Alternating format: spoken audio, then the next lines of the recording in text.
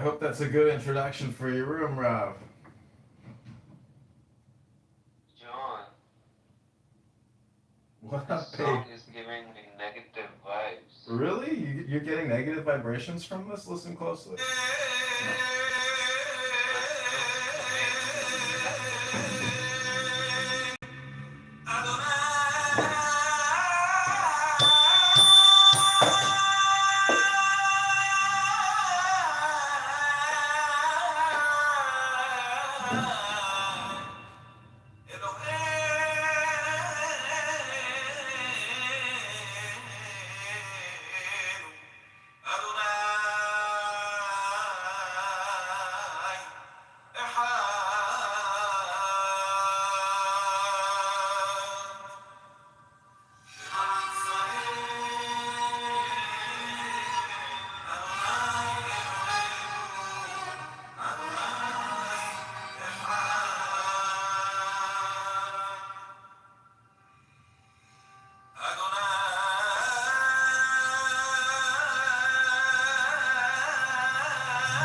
Okay, how you feeling now, PayPal? What amazing. I like what did the, he say? I like the music, but little scary. Did he say God is everything?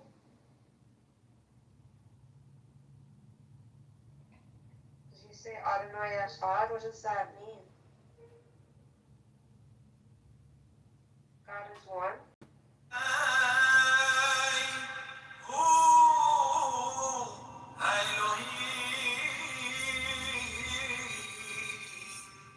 Okay, so Elohim is like God.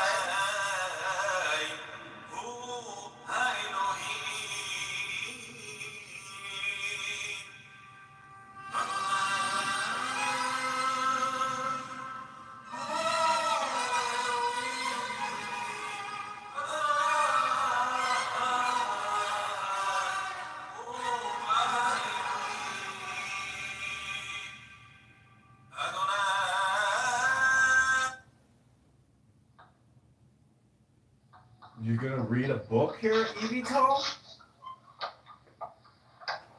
What's going on? How's my quality? Pretty good quality? Yeah, we can hear you pretty good. All right. Let's see. Audio quality normal. Still pretty good. Still got the good quality. Quality, quality, quality. All right. Let's pull up his lyrics. On the corner of Main Street.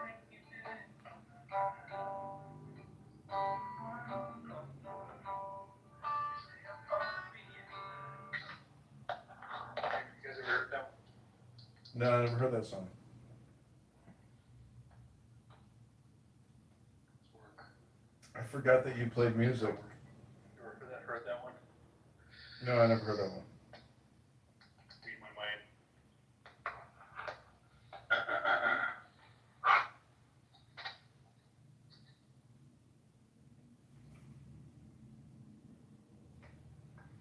Where's that artwork from on your PTR? Is that Norval Morrisseau?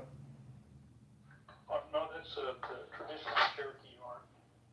It's the Cherokee origin mythology. It's in the Cherokee hotel casino.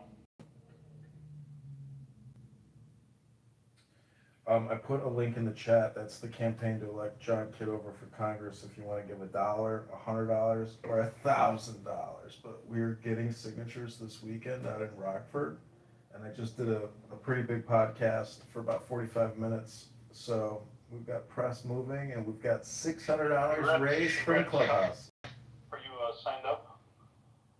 I'm signed up with Antidote. Are you obtaining signatures and doing that process? Yeah, we've got petitions, and we're gathering signatures now. And Who are you running against? Darren LaHood, the rhinoceros vaccinologist and super debt creator. I talked to Augustus Palante this morning. He had a Maha COVID-19 vaccine alert room today. So they're still pushing vaccines. I don't know if you saw the National Institute of like Pediatrics said that they're going against Kennedy and are suggesting all children get the COVID-19 vaccine. Yeah, it's pretty ridiculous. I know, so unnecessary. It's insane. If you're alive right now, you're breathing and you're kicking and you're doing your thing, why the fuck would you go get a COVID-19 vaccine? I need my mRNA.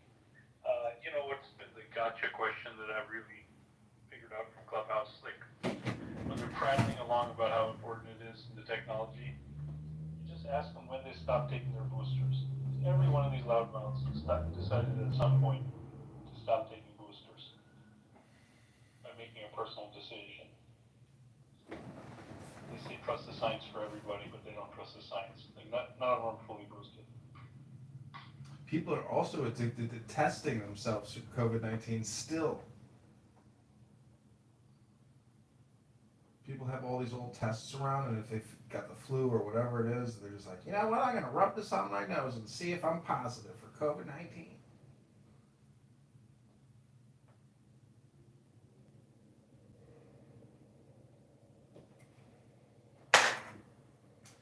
Anyways, you gonna play more? Because I got some musical instruments over here too.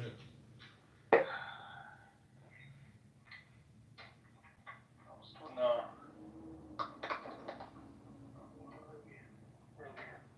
Have you ever heard me play the Chinese flute?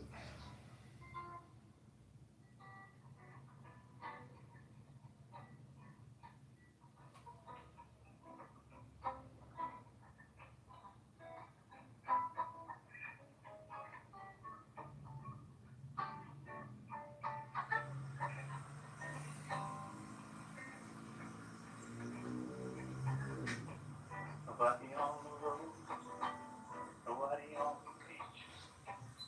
Feeling in the air, summer's out of the reach. Empty lake, whoops, empty lake, empty streets. Sun goes down alone. I'm going by your house, no one home. That's right. I gotta practice that one. I was messing around with that earlier. Sit down, Henley, master.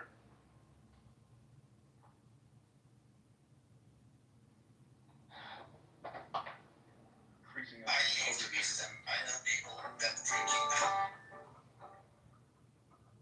forgot the chord. Striking down all over the ground in front of me, so I felt like I had to go live. I could document my first lightning strike.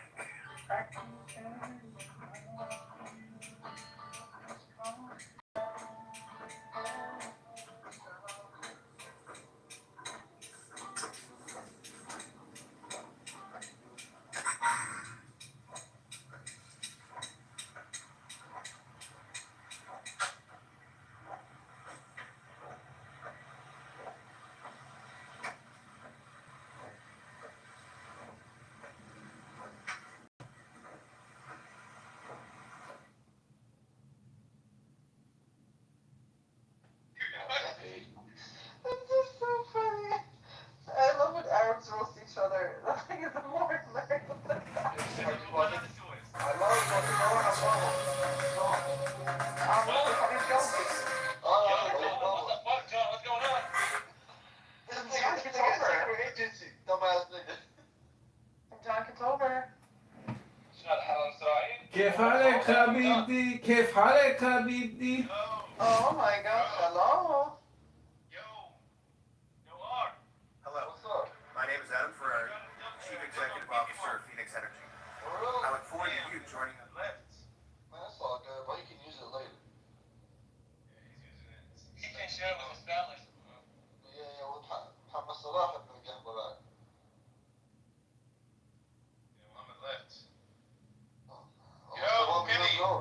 Yeah. Let me talk to you about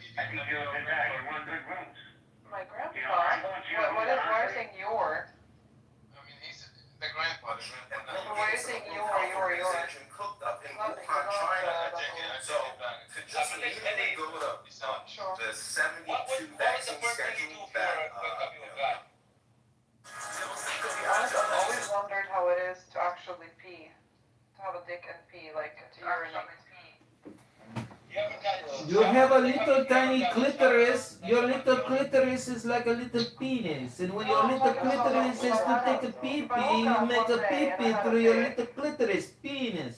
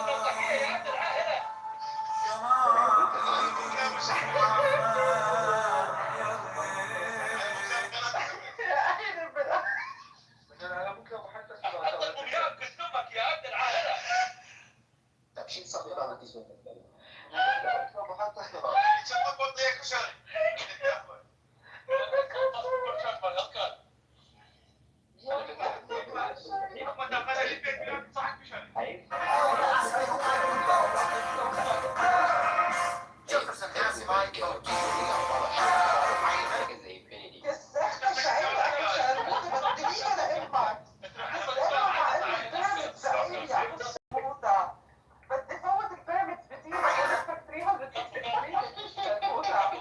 That's where that person's. يلا يا لابو. واي اكبر قرد كرتون. You wanted the pyramids off his butt? Yes. And what was that? That part. And I said I'm gonna spend him $360. They're trying to get this out today, so by Tuesday, they're trying to get it out by Friday. Alright? Okay, God bless George. I really appreciate ما ينفعش واحدة بنت متناكزة دي تسخن 5-6 رجالة كده. وانت ابن زانية تلاقيك the Big Beautiful Bill Act gives the Fortune 500 $500 billion a year in tax credits. That's all future tax liabilities for you. It's transferring it from the Fortune 500 to we the people. penny.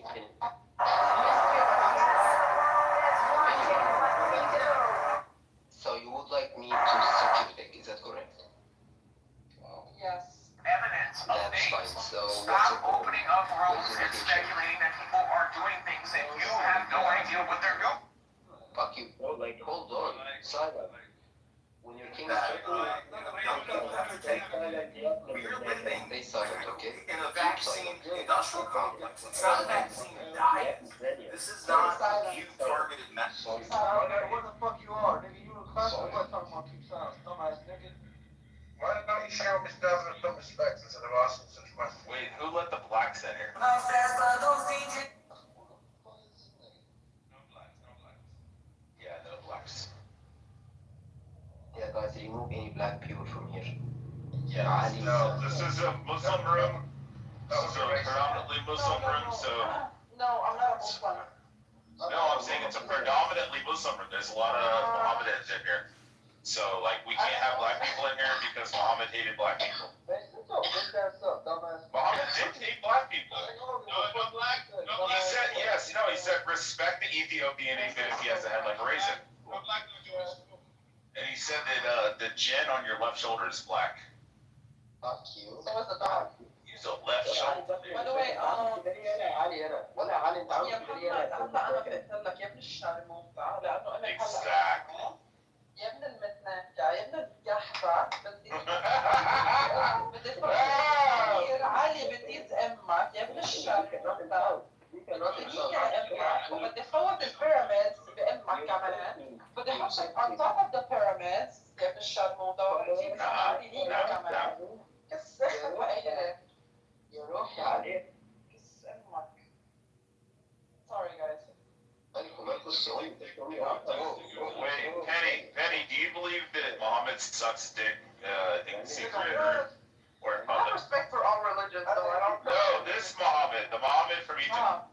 Sorry. Hey, I want to say something. Next Yeah, I mean, we all know that Prophet Muhammad sucked dicks, but No, hey, come on. he did. Absolutely. And I saw the Prophet kneeling down, lifting up the gallon Sorry, I bottles, mixed them up. spreading open his legs, and kissing his baby penis. That's what it says in the Okay, Hadith. wait, hold on. Let me tell you something. I mean, that is what it says. No, Jesus. Because Muhammad was too busy fucking kids. No, Jesus. He's not even a Christian. He's not a Christian. 85. Why is it exactly? Why is it? Yeah, I know, right? Yeah. All that. So listen, 85. I have a question. Why does it say that Muhammad went down to the river with a young boy, and when he would, after his prayers, he would come back and Aisha would clean him up, saying all this stuff? What happened? Come on. Hey, Muhammad, you know it's true. The Prophet would come back covered in semen stains. Fuck you, man. Like, oh. Yeah, it's No, it's not. No, it's not. Shut the fuck up. Left shoulder, do not talk. You Armenian? Do not talk left shoulder. You are wonky. Bro, you're left shoulder, bro. Muhammad hates you. Prophet Muhammad said you're a dog.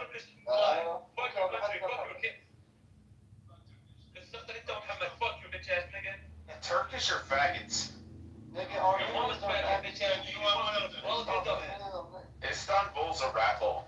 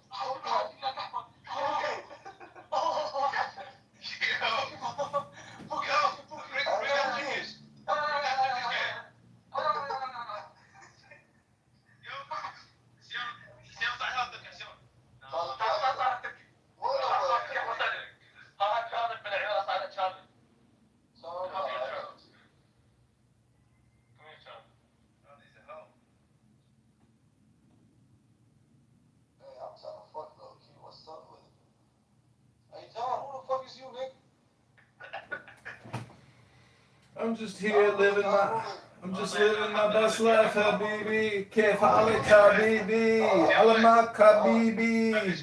كيف حالك حبيبي؟ علمك حبيبي. وين متحطة الحجاز حبيبي؟ كيف حالك حبيبي؟ وين محطة الحجاز حبيبي؟ اي والله. اي والله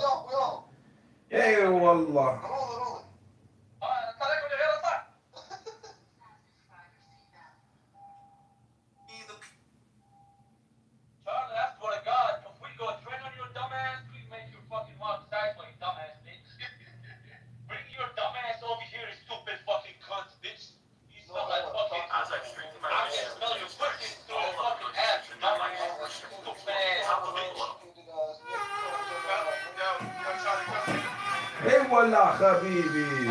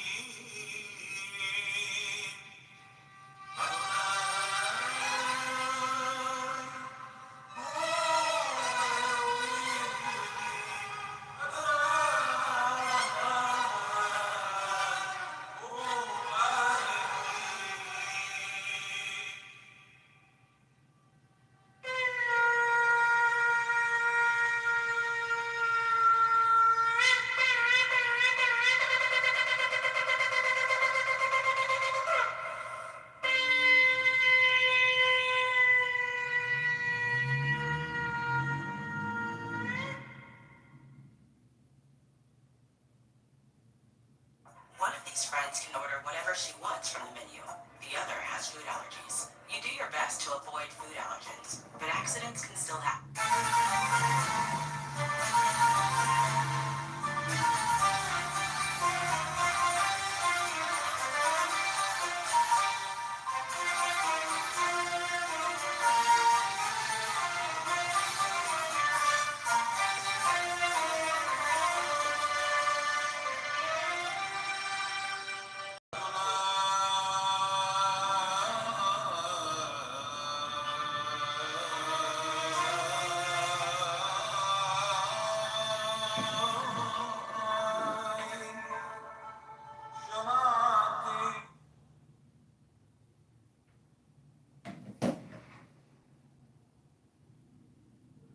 In our quest for the truth, Jesse, Honest, John, Jay, oh boy, Kaparobor,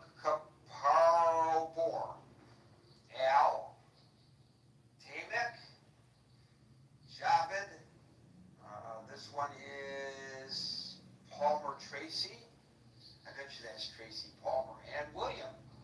Welcome to the Critical Thinking Forum. So, this is where I get to tell you the root rules. We're here Monday through Friday from 5 p.m. to 6 p.m. New York time. By the way, tomorrow I'm going to be using a different interface.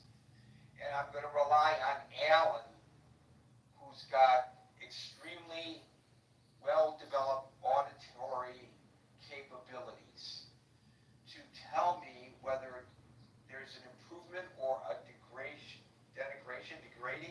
of the audio quality tomorrow. Alan, this is your assignment, if you care to accept it. And you know the rest of that. The tape will burn in 30 seconds. Okay, so anyway, we're here Monday through Friday from 5 p.m. to 6 p.m. New York time.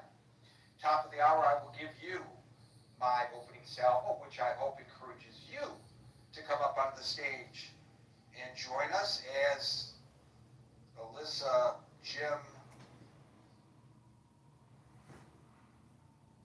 and with great trepidation, John.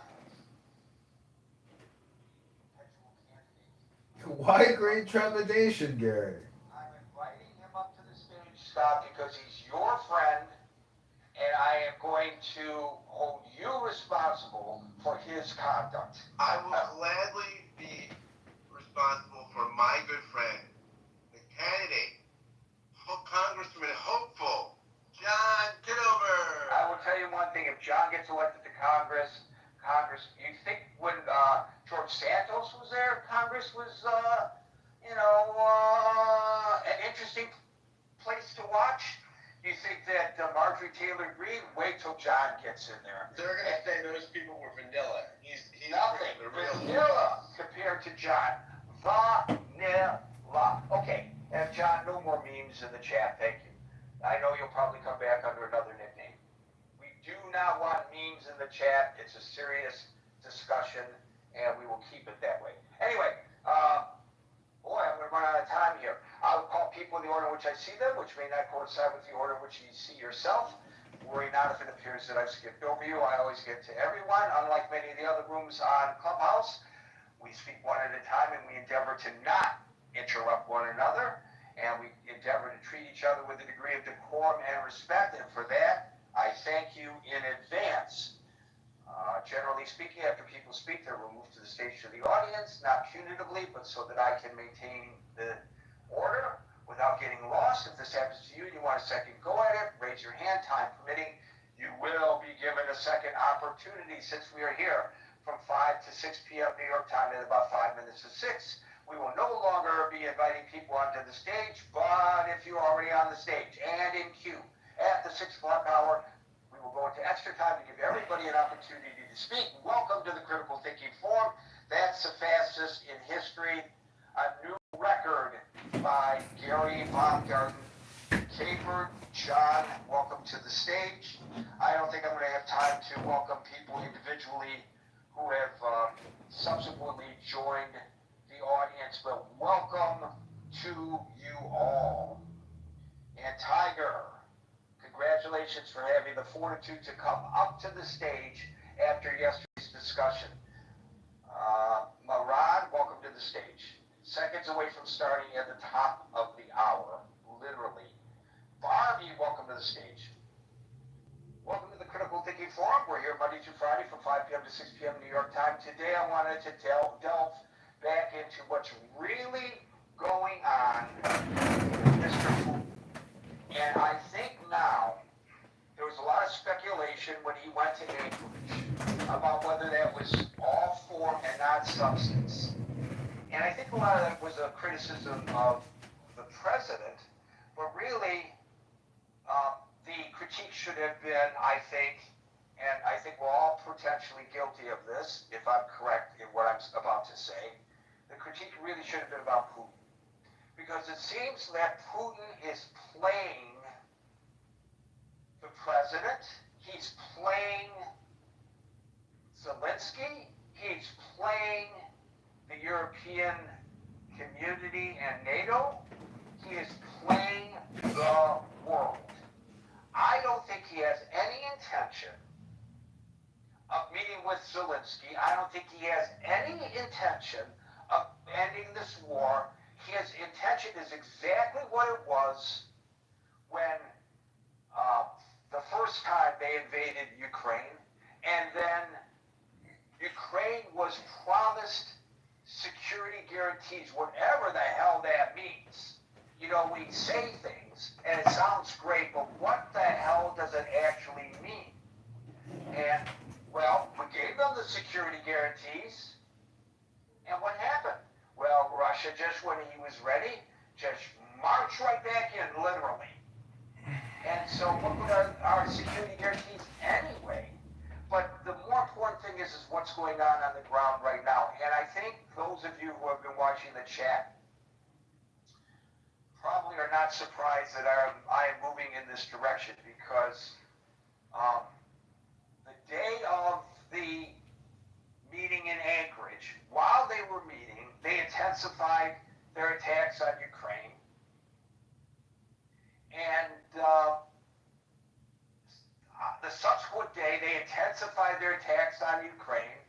And I wrote in the chat, and folks who are uninitiated, the chat is linked above. It's a Facebook Messenger chat for Critical Thinking Forum users. It's open 24/7. Feel free to join and participate. I use the terminology, Putin is flipping the finger at the world. And now, without question, because the president said as recently as yesterday that the Kremlin has indicated that Putin is ready to meet with Zelensky. And all of the speculation was, well, where would they meet? Who would be there? Would Zelensky be safe? Because, you know, they tried to assassinate him. And all of that was wasted rhetoric, because he has no intention, in my assessment, of meeting with Zelensky. So today we learn, in spite of what the president said yesterday, the Kremlin has not formally agreed to meet with Zelensky. So it's all BS. Like most of the stuff that comes out of the mouths of politicians and diplomats, BS. It's totally meaningless, except it's not meaningless to the people who are being killed.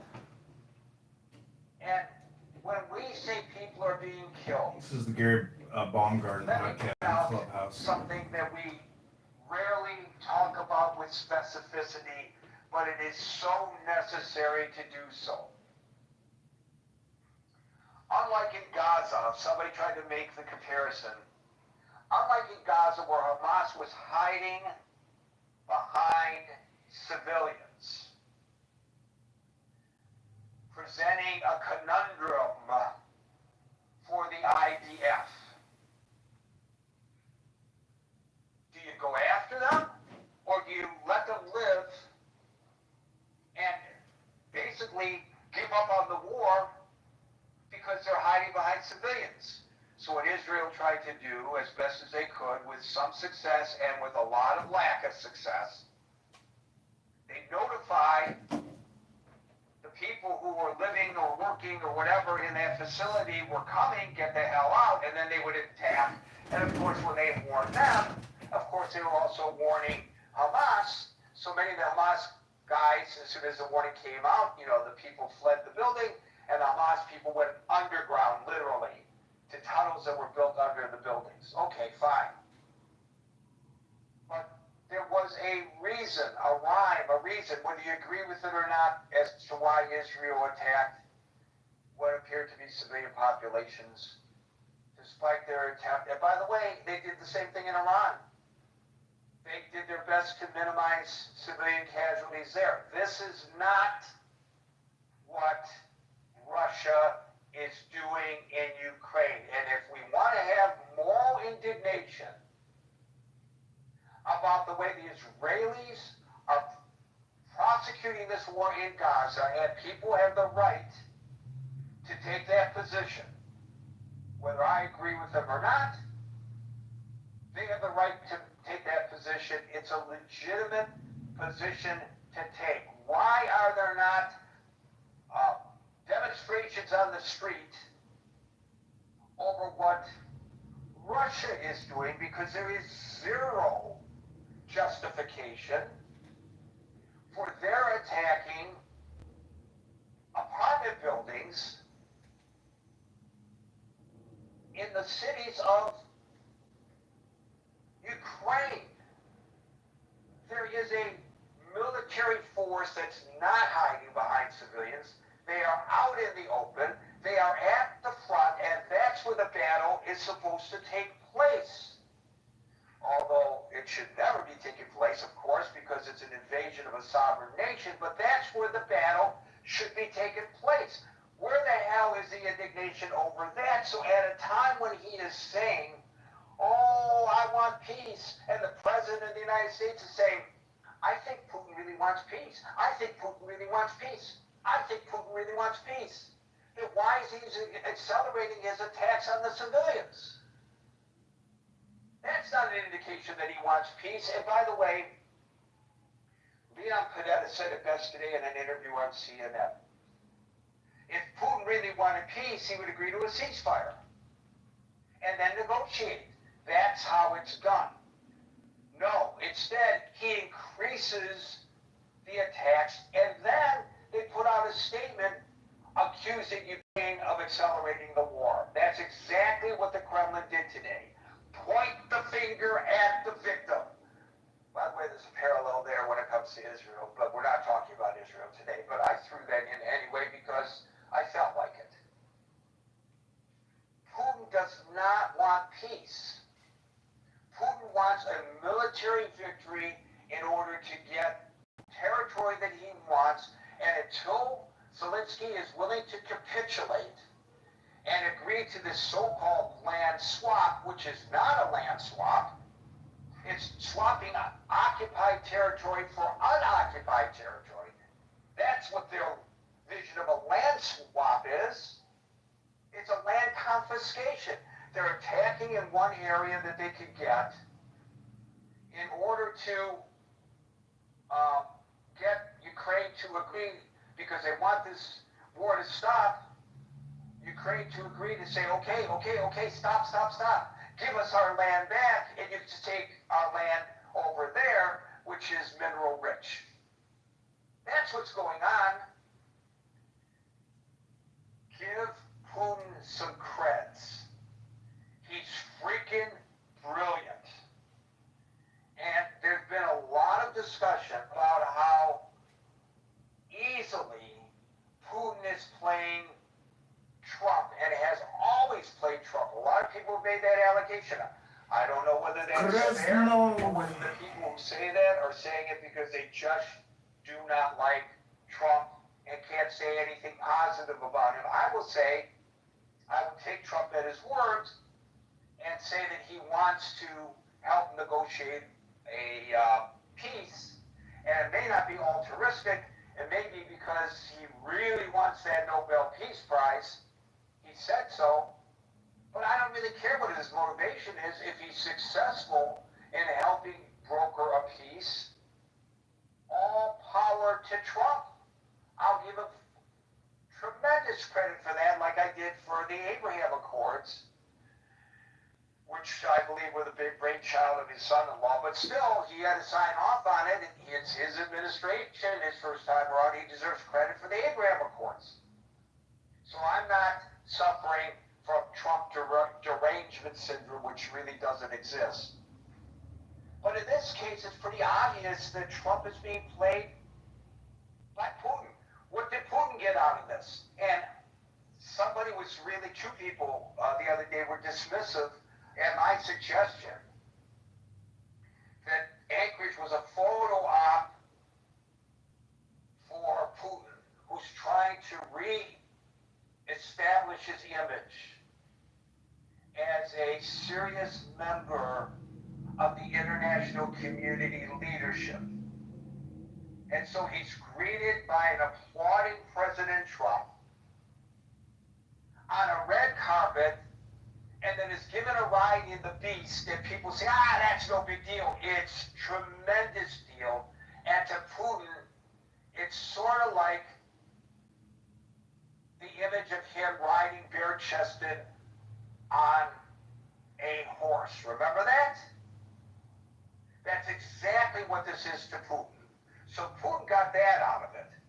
Trump got the impression, and everybody's hopes got raised, that he was inching Putin closer to an agreement for peace. And remember, unlike Leon Panetta, unlike NATO, unlike the European Union, unlike Zelensky, who are all in accord that there has to be a ceasefire,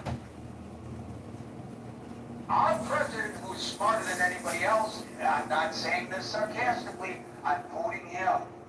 Okay, maybe there's sarcasm.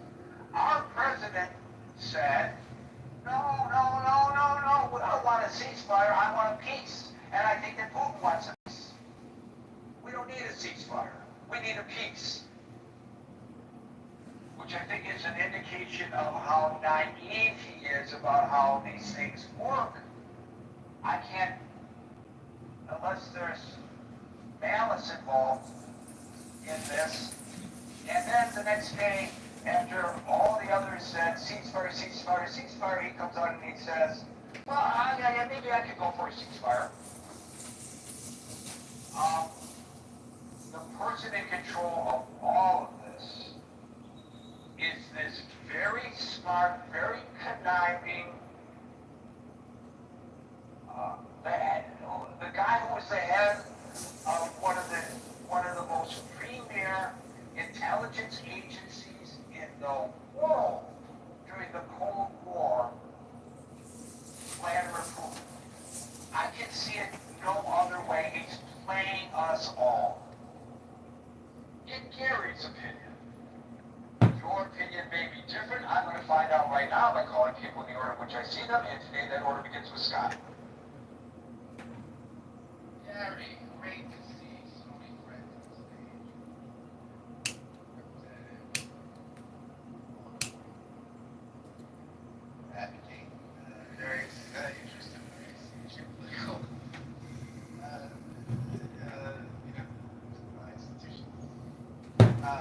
Good to see the Congressman candidate, Congressman John Kitover. It's a battle.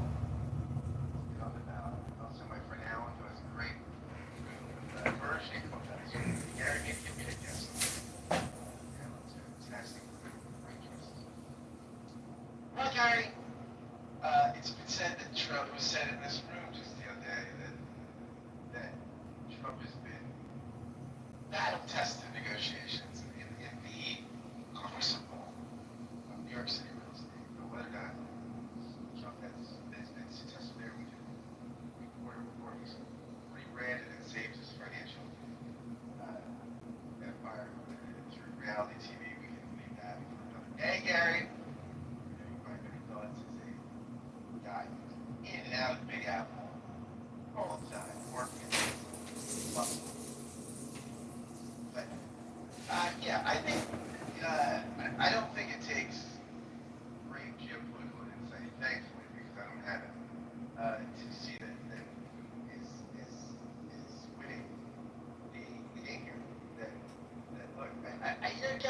brought something up about Trump not wanting a ceasefire, wanting a peace. I think there's something to that. And also, I think Trump is focused on process, not substance.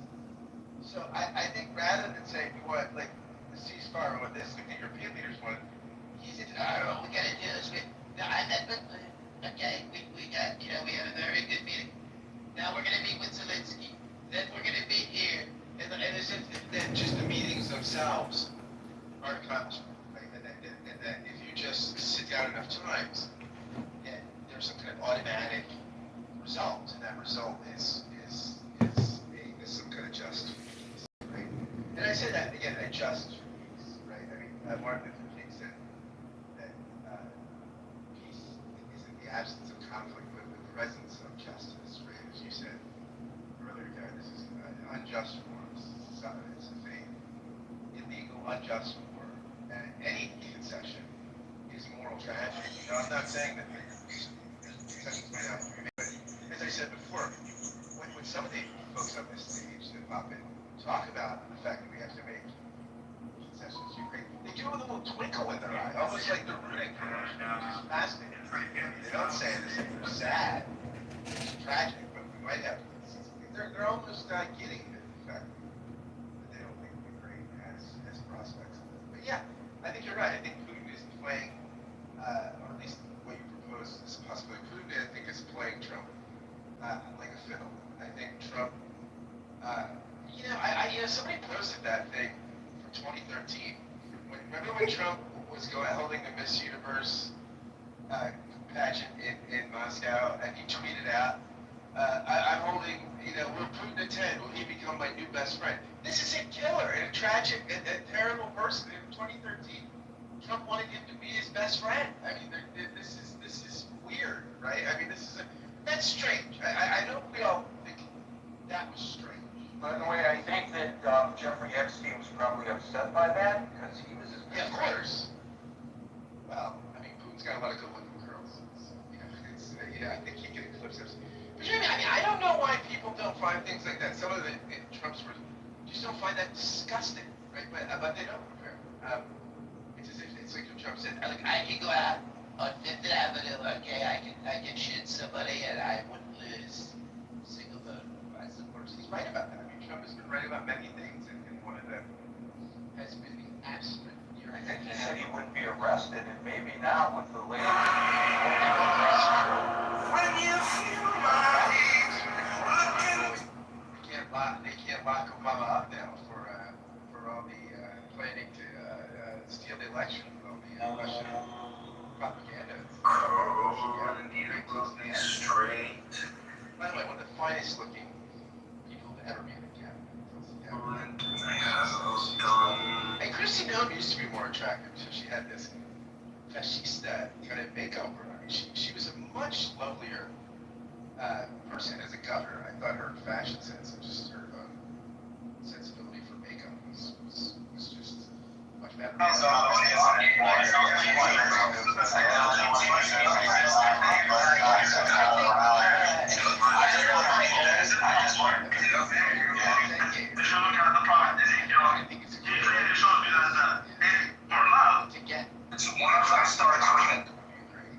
To make sure Ukraine never enters NATO or the EU, and to make sure that he's got to weaken Europe, right? And his legacy is a sort of revived Russia, one that begins again to aspire to its former coordinates of the Soviet Union. And I think Like he's running in the way that like some crazy dude always runs in Chicago. It's a huge deal. It is a huge deal. People die to get a meeting, right? Despots always want a meeting, especially on U.S. soil, right? Because it grants legitimacy to people who are viewed as illegitimate. And so when people don't see what the big deal is, right? What's the big deal that Putin gets a red carpet? That's just how you negotiate. So no, it might be how you negotiate between the Hard Rock Cafe and Applebee's or something, right? But on the international stage, these things matter. These things are significant, and Putin is getting things, concessions. While he's continuing to wage a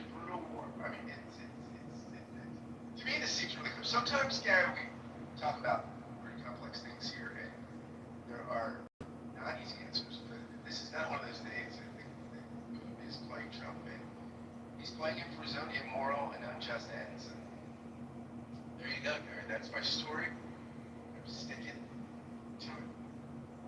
Thank you very much, Scott. And I just want to not be remiss by failing to give a tip of the hat to Melania Trump for bringing to the world stage the question of the children who have been kidnapped by Russia.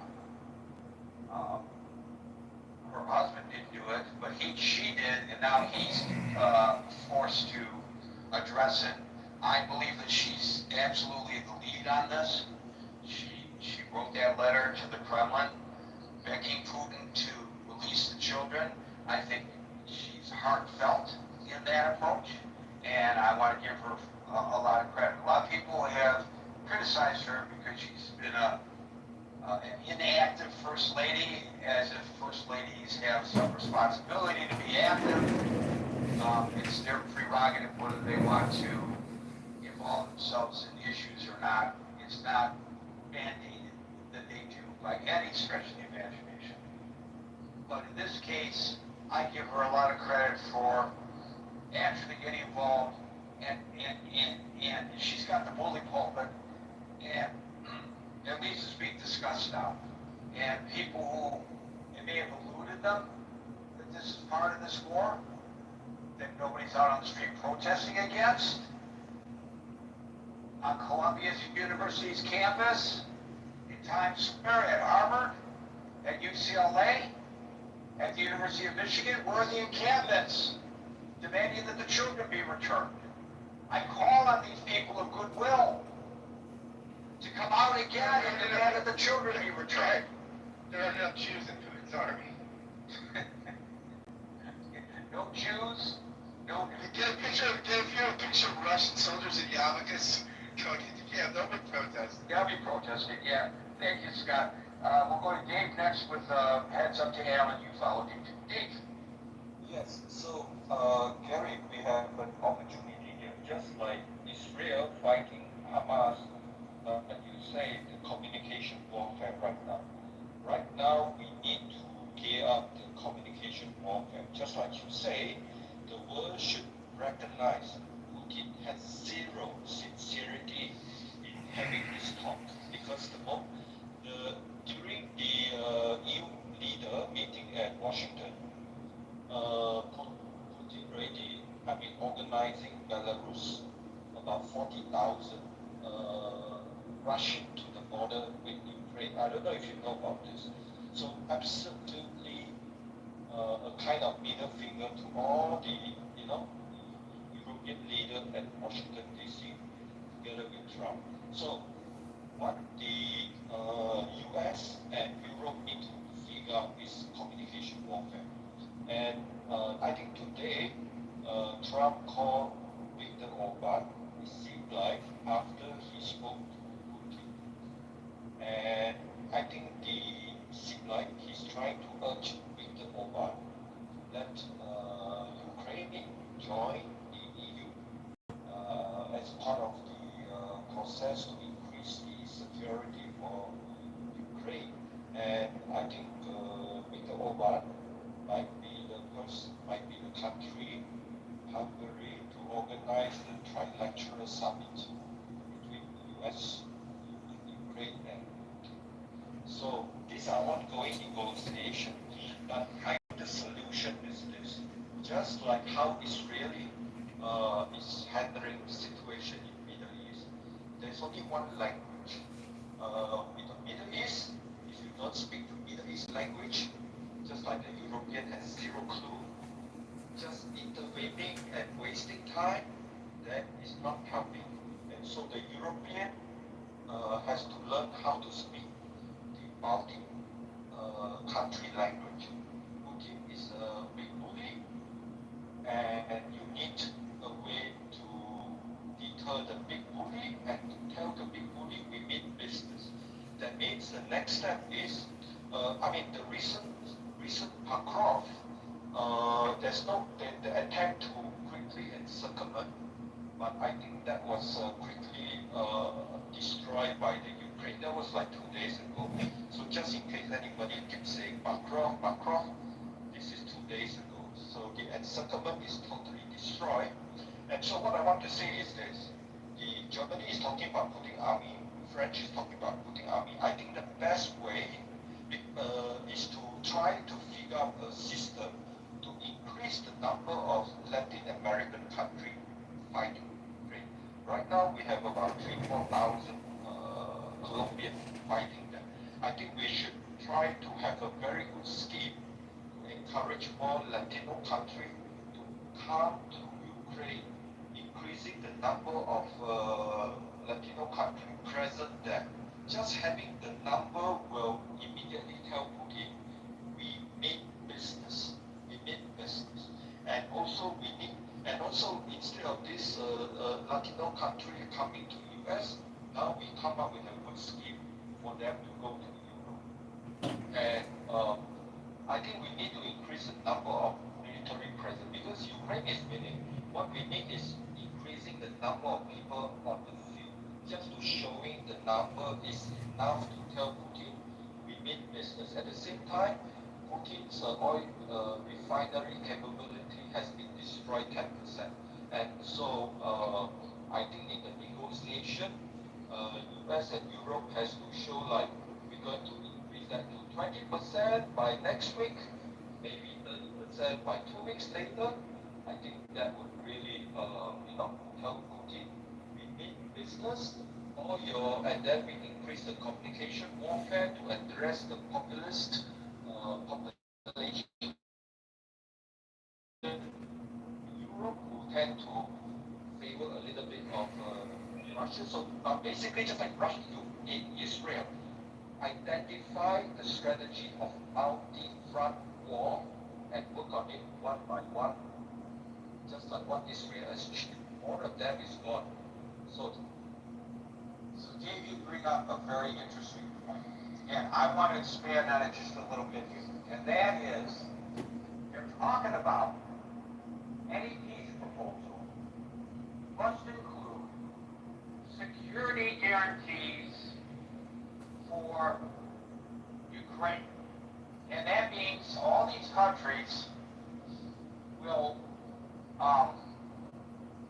ensure security for Ukraine. Now, what that exactly means, I don't know. Does it mean that they'll actually send troops?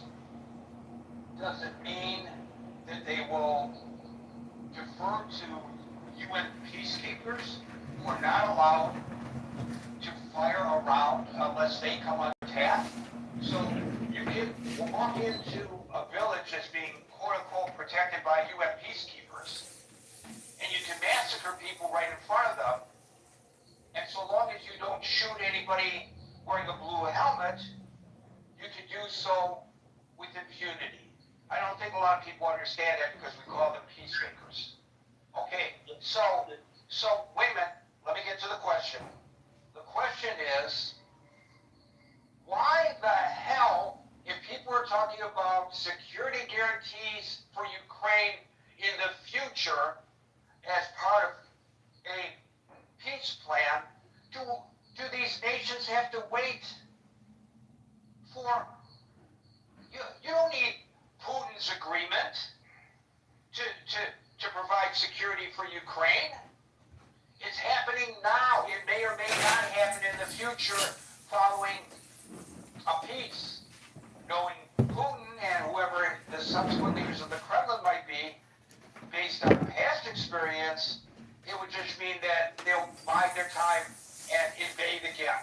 But okay, why, if you're so concerned about a security guarantee for Putin, why don't you unilaterally, what do you need? I mean, for Ukraine, why don't you just unilaterally do it now? Why do you have to wait for Putin's approval? What is he, your daddy? So agree now. Make a security pact right now. They don't have to join NATO. I agree with Putin. We don't want them to join NATO. Fine. But the NATO nations not acting as NATO could say, we're gonna provide a security pact. They could all sign on to a security pact for Ukraine and go in there right now. And by the way, the president said, again, changing his position from one day to the next. He said one day that he would consider sending U.S. troops in as part of his security guarantee. And then he said, no boots on the ground, but we'll provide air support. I don't know what air support means, but if it means dropping bombs on Russian troops, if you really are saying that that's what you're going to do, why wait? It's happening now. Why not? I know I'm going to sound like a warmonger here, and people are going to say, oh my God, if you do that, you're going to start a direct war between the United States and Russia, and you're playing around with an itchy finger on the nuclear bomb and all that kind of nonsense. And maybe so. But I'm just saying that if that's your concern, based on what I propose, then that will be your concern the next time we go through this, security guarantees agreed upon or not, right? So what does it mean, air support? Why do we have to wait? When I say we, I don't mean the United States, I mean the world community. Yes, Dave?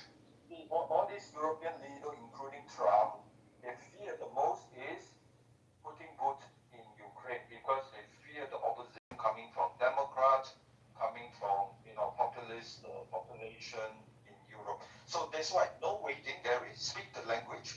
That is immediately send Marco Rubio to Latin American country, figure out an incentive to bring as many Latin American trained soldiers now just to go there, just to be present there, has no violation of NATO, nothing, but just to present there with the prospect that if they go through the program, they might allow to stay longer and eventually become a European citizen. I think this is listen, instead of rounding up all these illegal aliens and detaining them and throwing them out, why not create a mercenary force?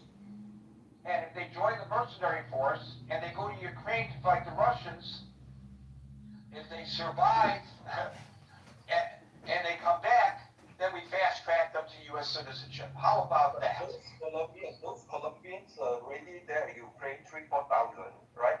They are, they don't speak Ukrainian, but the leader are trained. And They don't have to speak Ukrainian. All they have to do is follow orders. Thank you, Dave. exactly, but they are move on. The important thing is just having enough number present there. Got the point, and I underscored it for you, and we're going to move on. Thank you, Dave. Thank you. By the way, I've long said that if the illegal aliens were given opportunity to provide service to this nation, and it wouldn't have to necessarily just be in the military, but in other areas, as a path to citizenship, I bet you most of them would grab on to that opportunity if they're able. Alan? Gary, that was incredible. First, I do want to thank my good friend Scott for his reference to my form and also for his reference to the beautiful women in the cabinet. I mean, we've had Frances Perkins, we've had Janet Reno, we've had Hillary Clinton. I mean, haven't you ever heard the phrase, beauty is in the eye of the beholder? Okay. That's interesting coming from you, but go ahead. Okay. I accept your invitation. I appreciate being included in your forum. I would say sound is not the most important thing, but the UI to Clubhouse, and I hope what you're going to get, it only affects it doesn't negatively affect your UI. No, it's going to actually positively affect my able body. What it might do is degrade or improve, and I want to know. I just want an air check from you there, Alan. Just an air check. That's actually a mic check. Okay, good. Herman Cain. I'm thinking about a story published publishing the story that Herman Cain died of Trump derangement syndrome. And if you think about this seriously, he actually did. He refused to get his COVID shots, and he died. And so I think Trump derangement syndrome may be fatal. So I'm not so sure that politics should be entertainment. When it is, people die. So actually, I think Trump derangement syndrome could have fatal results. I know you've got the candidate coming up. I do want it to be very clear that the candidate did say in my room that he thinks Trump should be impeached, and I do have it on tape. So he can't go back on that. Here's a Republican who believes Trump I hope you guys hear that clip because I'm screaming my head off. I'm asking him if he should arrest and impeach Trump. He's like, yes, yes. Those who don't know history are I cannot believe it, but Thomas Massey is currently on this guy's crazy X account. I don't. Bush Jr. I mean, I can only speculate. I have thought that when they talk about victims, now they may consider some of these billionaires who got caught up in this to be victims, because it would be embarrassing to them. Admittedly, the legislation that Ro Khanna and I introduced, because we have to get 218 signatures, we did have to allow for exceptions for national security. But I think there's still a space in there where they are obligated to disclose if Epstein was part of our national security apparatus or Israel's national security apparatus. So I am concerned about the redactions. One question I don't know the answer to, but I suspect I do, I've got a suspicion of what the answer is. Can members of the Oversight Committee go view the unredacted documents? So, for instance, Marjorie Taylor Greene's been a champion on this. She serves on the Oversight Committee. I used to serve on the Oversight Committee before I moved to Judiciary. But if somebody like Marjorie Taylor Greene go look at the unredacted documents, if the DOJ didn't redact them, but the committee itself has redacted them, I don't know, but I suspect she could. And I suspect with a motion there, when the Oversight Committee meets, they could probably grant, the membership could probably grant themselves access to the unredacted documents. And of course, they'd have to view those in some kind of SCIF type setting. It'd be interesting if the redactions were, if they say why they were redacted specifically. Sometimes you receive information in these committees that's confidential, but it's not classified.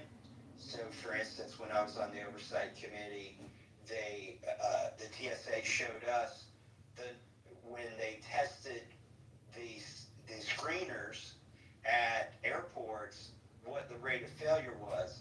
Now, that information was confidential, but it wasn't classified, for instance. So we could view it in a room, but we didn't have to go to a SCIF. It'd be interesting to see what level of classification, if any, they try to apply to this. It's interesting. I mean, I'm just going on your word that they'll be redacted by Oversight Committee and not. That's, I mean, I was reading, that was the statement that the Oversight, I'll put it up in the Jumbotron. Here's something else in that same vein that's interesting. Former Attorney General Barr testified, and they didn't do that in an open hearing. They did it, it's in a closed room. And typically, if you're a member of that committee and you have enough heads up, you can go and you can attend those. I'm going to see if I can get some of my friends on the Oversight Committee to fly back in town and attend some of those other transcriptions, testimonies that happen behind closed doors. Because if you can't get the transcript of former Attorney General Barr's interview, it's almost like a deposition. If you can't get that, the next best thing is to be there, and you can actually ask questions if you're on that committee. So I'm going to encourage some of my colleagues to see if they... Is it not true, okay, many citizens, U.S. citizens don't know this, but Congress, particularly House members of Congress, have what is called ultimate free speech protections. And so what that means is that if they read something into the congressional record on the floor, it doesn't matter what it is. It doesn't matter what it is, but they are protected by that law, by the First Amendment. Did you know? It's not the First Amendment, it's called the Speech or Debate Clause, and it is in the Constitution, and so you have like super First Amendment powers if you're in Congress. There has to be a legislative nexus.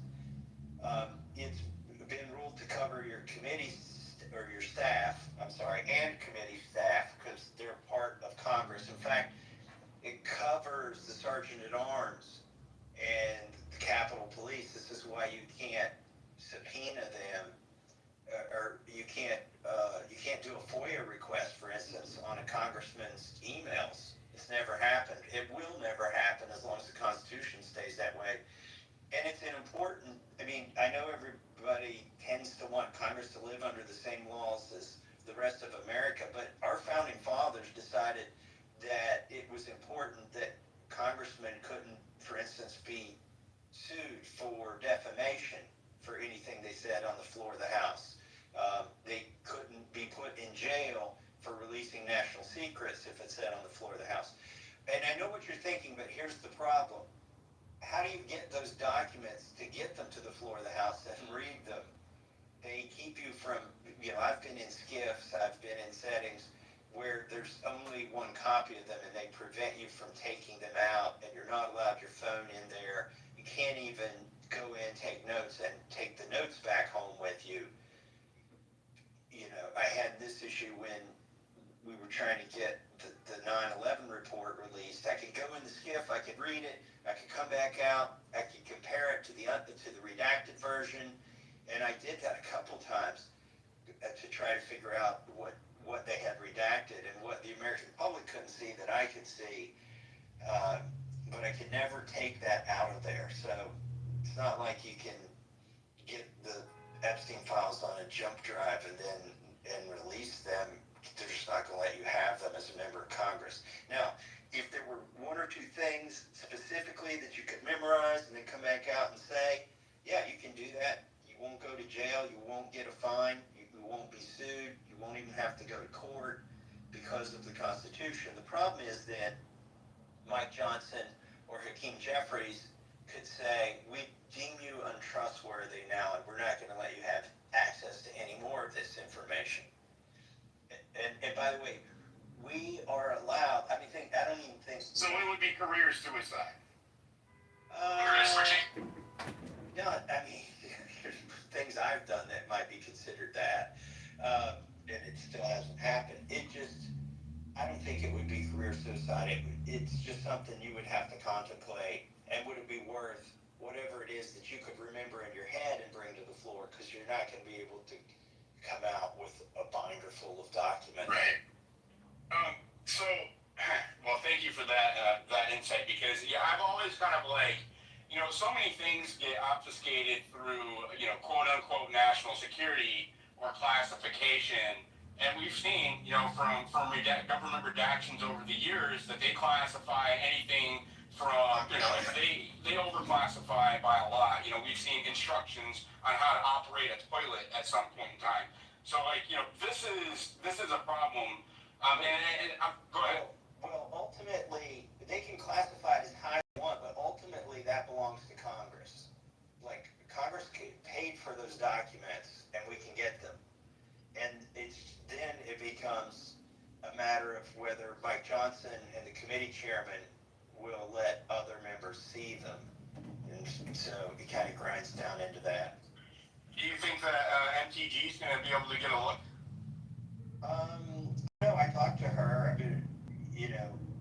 I'll see if they can. There are other people they're going to call, and it might be the case that even if she couldn't be there, there might be other members who would be able to be there present. They schedule these depositions, by the way, at the most inconvenient time, because they don't want rank and file members in there. Because if you're in that meeting, you can ask questions yourself.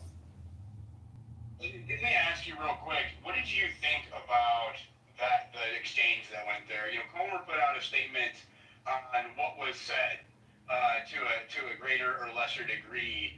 And he pretty much, he said that Trump wasn't implicated, and then the Democrats were. It was really partisan on both sides, to be honest with you. I saw. I thought the news reports were stupid. I mean, that was the headline. Trump is not implicated. Trump is not implicated. Well, we're not going after Trump. What we're looking for is justice for the victims. I never assumed he would be in there, but I feel like that was a distraction to make that the headline, that Trump wasn't implicated. Well, that's not why we want these. Now, maybe some Democrats would hope and wish that he's implicated. But what Rokana and I are looking for is for justice for the victims.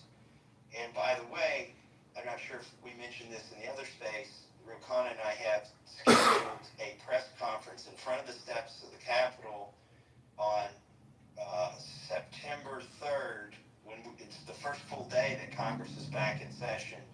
I think it's at 10 a.m. when we're going to do that. We'll have survivors who've never spoken publicly before speak at that press conference. So here's the interesting thing about that. This puts to bed all those people who, they're just throwing up smoke and mirrors, but they say, oh, Congressman Massey and Congressman Bonnet, they're putting these survivors at risk. They want to expose them. Their legislation isn't crafted well enough to protect them. Well, if that were all true, why are survivors showing up at our press conference to try to help get our legislation passed? That's exactly. The victims are definitely not getting justice here.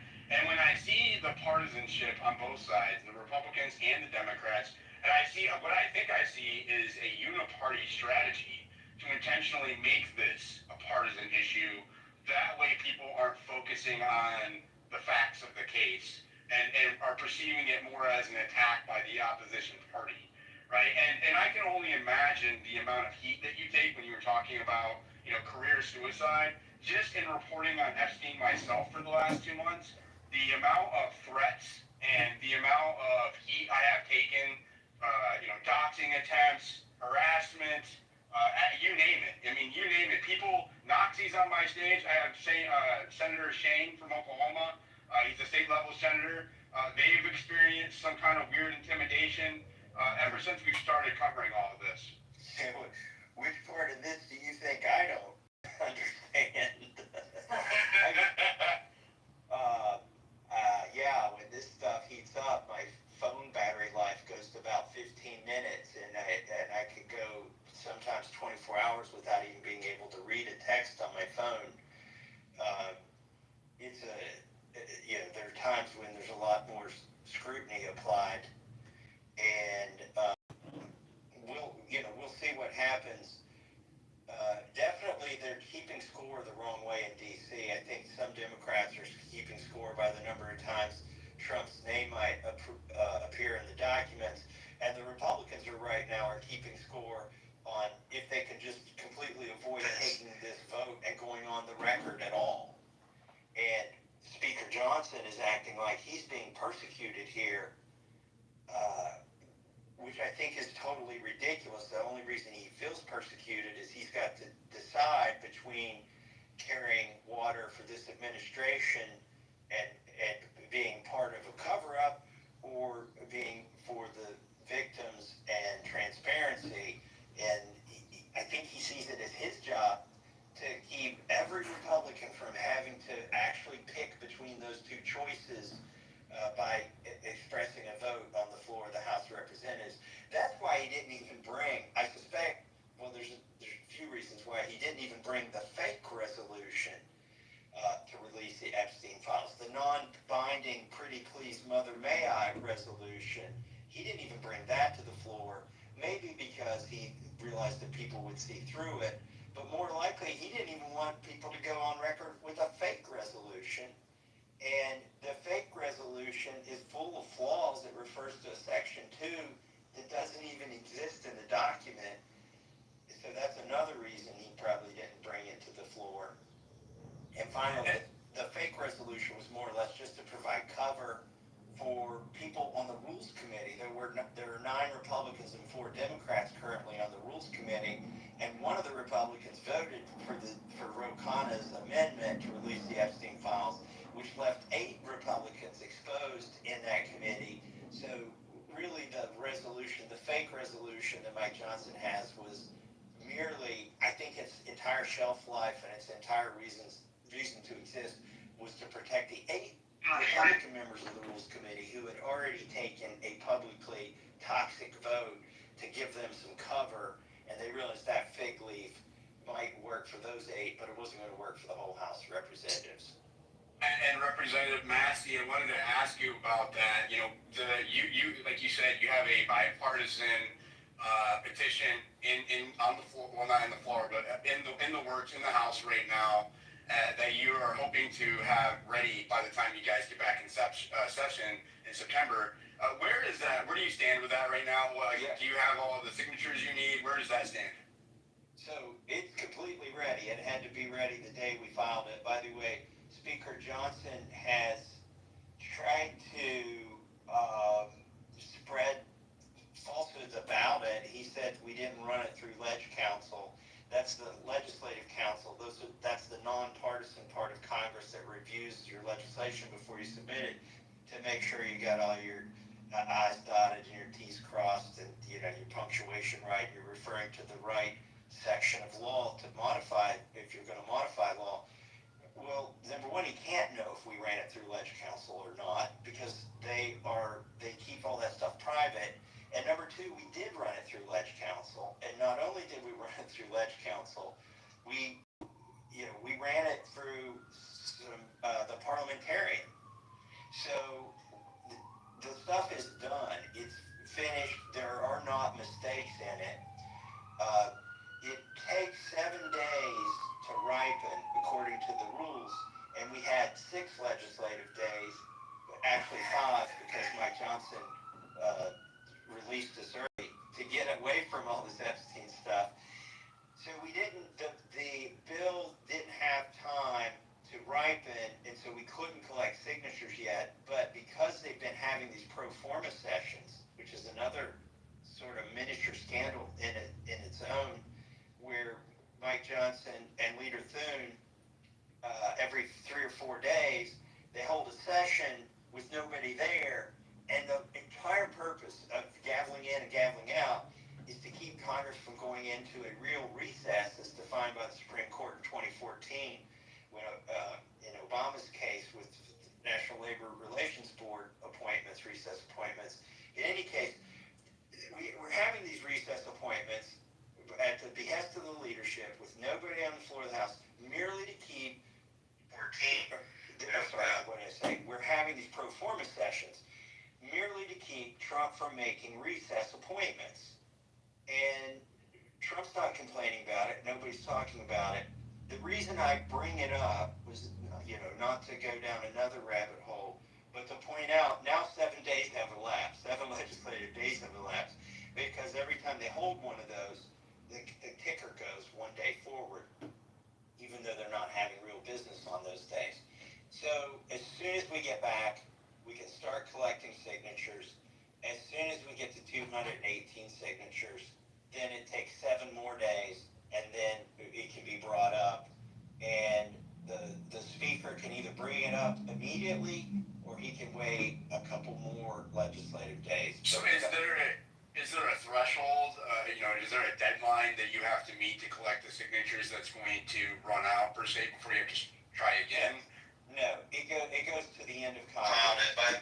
And so, I think we're going to get there. If every Democrat signs it, and by the way, it will take a little while because people have to physically be present and physically sign it. This is not a Joe Biden auto pen thing where you can have your staff do it or mail it in. And you have to do it on the floor of the House of Representatives. If you're watching C-SPAN, you now that I know how it happens, you can actually watch people walk down there and sign this document at the clerk's desk.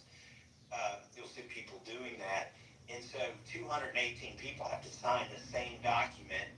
And if every Democrat signs it, we need about 6 Republicans. And I have 12 co-sponsors. So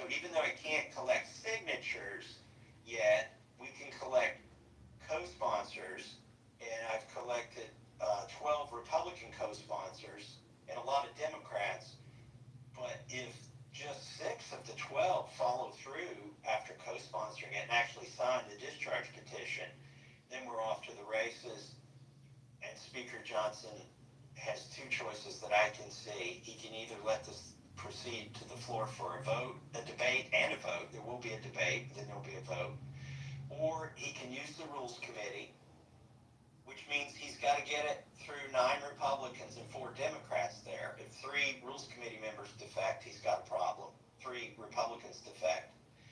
And I'm hoping there would be 3, but in the Rules Committee, he can write a special rule to turn off this discharge petition power for the purposes of the resolution I've introduced.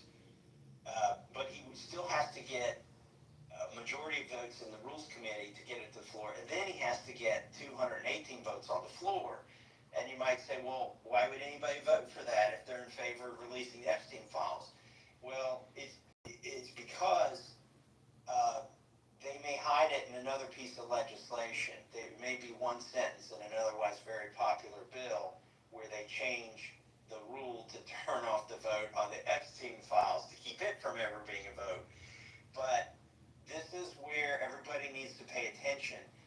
We will sound the alarm. We won't have much time if he tries to go down that path. And then that roll call vote becomes the vote of record on when the Epstein files got swept under the rug in the House of Representatives. And what's the time frame there, if you can just estimate? That's probably a couple weeks after we come back. So I would say mid-September is when either the chicanery happens on the part of the speaker or we have a legitimate debate and a vote. Okay, well, and what can we do as constituents for our representatives, either Republican or Democrat? Because this is a nonpartisan issue as far as I'm concerned. You know, I voted for Trump. I advocated for other people to vote for Trump last year. I'm a registered Republican, and you know, for me, when there was a delineation and a deviation away from truth and transparency when it came to the Epstein files, that's when I started to have a much more scrutinous eye on not just the Trump administration, but also the Republican Party and Congress, and Democrats for that matter. I started to look at a far more scrutinous lens. So what can we do as constituents to help you pressure our Congressman to push that through when you come back in September? Well, I looked at the call log yesterday for my office. Out of 750,000 people, one person called me yesterday in a 24-hour span of time. Only one person called me. And it was about Medicare and the Big Beautiful Bill. They were worried that there would be cuts to Medicare and the Big Beautiful Bill. I'm telling you this to let you know the signal to noise ratio on phone calls is pretty good. If you got 3 of your friends to call your congressman and ask them to co-sponsor my bill during the August recess, and then once we're back in September, starting on September 3rd, the request should no longer be to co-sponsor the bill. The request should then transition to, would you sign the discharge petition on the Epstein files? You don't need to remember the HRES or HR number. It's HRES 581, but ask them, would you sign the discharge petition on the Epstein files? And don't call Nancy Pelosi or the other reps in your state that you can't vote for, because we do have caller ID and the people are going to look it up and see if you're an actual constituent. And they'll let you talk, but then they're not going to write anything down to pass on to the congressman. So only call your rep. It's only one phone call. Until September 3rd, ask them to be a co-sponsor. Once we hit September 3rd, ask them to sign the legislation. And then once we hit 218 signatures, they don't need to sign it anymore. Transition to asking them to vote for the legislation when it comes to the floor. So it's 3 different asks, depending on what stage we're in. But right now, it's the co-sponsor stage. The next one will be please sign it stage. And then the 3rd stage will be please vote for it. So then every time I host a space about Epstein, my ask will be, please call your representative and co-sponsor Representative Massey and Kana's bill about the release of the Epstein files. And then I will use September 3rd as a lightning rod, especially when we have the big statements up there. I'll host a space I'm going to cover that event in Spaces. I might even come to DC in person. We'll see. And we will use that as a lightning rod for people because I imagine that there's going to be new victims there, according to what you guys say, sharing their experiences and what they've gone through. And we're talking, the government has admitted there's over 1,000 victims of Epstein that they admit to. Over 1,000. And we always know that's only the tip of the iceberg. Every time that there's a crime like this, or these kind of crimes have occurred, it's always the tip of the iceberg. And go ahead. Well, there's a good point in what you just said. Over 1,000 victims of Epstein. Well, really, is he the only perpetrator? And Maxwell? No. This is the ridiculousness of their position. Is that there, are hundreds of victims, and that only 2 people have been prosecuted. And that's what we're looking for, is prosecutions ultimately, and to know really who was Epstein and what was he doing on behalf of whom. And so the other thing is, this is just sort of a teaser. As you can imagine, there are people who've approached me through secure channels about things they know once I introduce this resolution, and there will be more information to come out in the media that's going to make it harder for the administration to call this a hoax. There will be more information dropped. They'll try to sweep it under the rug, but I don't think they're going to be able to. There's at least 2 things I know that come out. I think one thing. It's going to make the denier's job a lot harder. And that's all I can say about that. But Wow. Breaking right here. Yeah. X Spaces. Wow. Breaking teaser, right? I didn't give you anything real other than there's more coming out. There's job. It's just going to be, it's going to, just like having the survivors come to Capitol Hill and testify publicly in front of cameras. What are they going to, what moral human being is going to later that day walk to a podium and say this is a hoax? They can't. And so, and there will be more things like that come out in September as this heats up. You alluded to the obfuscation of potential foreign involvement when it comes to Epstein in this operation, and that brings me to the next thing I wanted to talk about, which is the Las Vegas case that occurred this month. It really got a lot of traction in a bad way for the administration, and this Israeli cyber official was caught up in a sex ring sting in Vegas that was at the federal, state, and local level, a task force that was that combined all of those elements, and he was allowed to leave on a $10,000 bail and leave the country. When he's a foreign national and he did not have diplomatic immunity. And the similarities between the Epstein case and this particular case, especially right now, are striking to me. Do you want to comment on that? Yeah, I waited a few days before I did post about it because I wanted access to the primary sources, and then when I saw the police records and the interview summary, that's when I put something on my page. Because every time I see something like this, I have to treat it as maybe, the meme, that's bait, where he's pointing at something.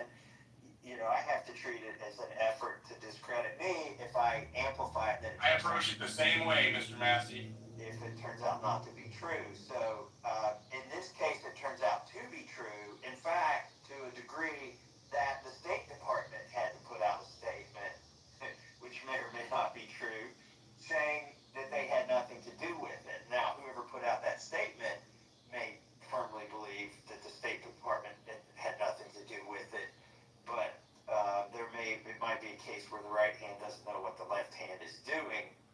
And the real question is, why did they allow it to happen? How did this happen? And I do agree with you that this alleged perpetrator, he's innocent until proven guilty, but the 100% he is. Yeah, but the perpetrator is, I've always said, there's this category of people, they're either rich, powerful, or politically connected. And in this case, this individual doesn't seem to be rich or powerful, but he was politically connected. And so he got to leave the country. I guess the proof is in the pudding. Does he come back for the court case? I wouldn't want to be the person who wrote his bail, though. No, and then can you give us? You said that you've seen from primary sources. I shared. I can't remember the individual's name, but he did a video, like a 9-minute video with the police reports and stuff, and you can read them right there on the screen. But if you go, Oh yeah, I read those. Yeah, at that point, you know it's real. Those are not fake documents. No, 100%. And I think the other story here is there's an individual who claims that his posts got deleted, like dozens or of posts about this topic. Just in the conversations with Grok. Not just those. I think even Grok's going to get frustrated eventually with all his lobotomies that keep occurring. But when he starts speaking, it seems to be too crazy. I have developed a framework to solve for that. It's pretty honest. I saw that. Yeah. It's like you gotta cut and paste like 1,000 words or something. It's a wall of text, and as a matter of fact, it's so advanced now that even Grok is telling me they're like, don't release it.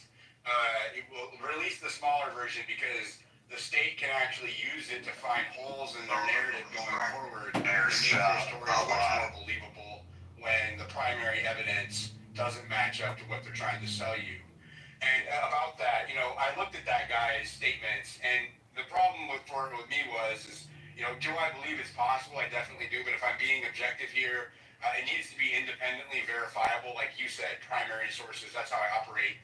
And I couldn't, there's no way to independently verify what he was saying about the deletions, because if you have a conversation with Grok and then you delete the post that you summoned it with, Grok automatically deletes all of its responses to that post. So that's kind of what happened. That could have happened. Yeah, I'm not sure what happened there either, but if true, it's concerning. But I don't know. I don't even think you need to they don't even need to be that extra about it. It's such a bad look for the administration on its face, right? Like, I don't think that. Go ahead. Then it begs the question: how many times has this happened? Is this the default state for somebody from Israel? Can they just go back to Israel if something like this happens? It's interesting that you bring that up. So when that occurred, I used my framework in Grok and was able to pull up 11 cases of this happening with domestic and foreign individuals in the last 5 years alone, where similar circumstances, they were charged on CSAM or meeting with minors, etc. And then the charges were buried. The cases were sealed and have remained so ever since, highly redacted. But there's 11 occurrences. Some of them have to do with, there was a foreign national from the UN in New York that it occurred with a couple of years ago. There was a tech bro in Silicon Valley that it occurred with a few years ago who was from the United States. There was an Indian national who was a tech bro that this happened with in California a few years ago, where the case was brought up. It got buried by the DA or whatever, and then it was buried. And then the case remained sealed and heavily redacted, and the individual never got sentenced or anything like that. So I'm seeing a reoccurring pattern here, not just with Israel, but also with other high-level or high-profile individuals. Well, now that you mention it, do you remember that I think it was Debbie Wasserman Schultz and about a dozen other Democrats used the same outside consultants to do their congressional IT work? I think I'll butcher the name, but like on Swanee Brothers or something. In any case, it seems like they were laundering money through a car lot or something. They were definitely like buying iPads for $999 or $499